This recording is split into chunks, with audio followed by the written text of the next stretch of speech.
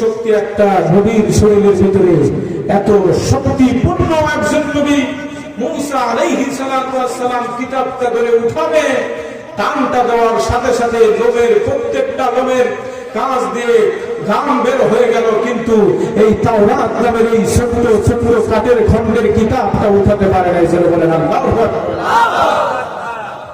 মুসা আলাইহিস সালাতু ওয়াস সালাম আবার চেষ্টা করতে করতে আমার আল্লাহ বলে, মুসা কি হয়েছে, পারো না? বলে না। বলে দেখো তো আশেপাশে কেউ আসেনি, একটু হেল্প করো। হেল্প করার জন্য কাউকে ডাক দাও। মুসা আলাইহিস সালাতু ওয়াস সালাম তাকায় দেখে তার সামনে জিবরিল আমিন দাঁড়ায়। জোরে বলেন সুবহানাল্লাহ। জিবরিলকে ডাক দিয়ে বলল, ভাই এই কাঠের টুকরার কিতাবটা উঠাতে পারি না, তুমি যদি আমাকে একটু হেল্প করতা, তোমার শরীরে তো অনেক শক্তি, তোমার শরীরে তো অনেক পাওয়ার, 600 পাখার অধিকারী তুমি, একটু কিতাবটা ধরে উঠে দাও না ভাই। এই বলে যখন জিবরিল আমিন এক পাশে ধরেছে আর এক পাশে সাইয়েদনা মুসা আলাইহিস সালাতু ওয়াস সালাম কিতাবটা ধরেছে, কিন্তু এই দুইজন এত বড় শক্তি সম্পূর্ণ ব্যক্তি হওয়ার পরে এই কিতাব উঠাতে পারে নাই।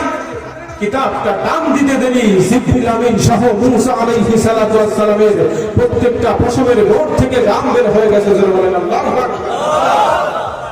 আমার আল্লাহ তাআলা বলে, মুসা এত শক্তি সম্পূর্ণ দুইজন মানুষ এই কিতাব উঠাতে পারল না, সামান্য কাঠের টুকরো এত ভারী তোমার কাছে মনে হলো?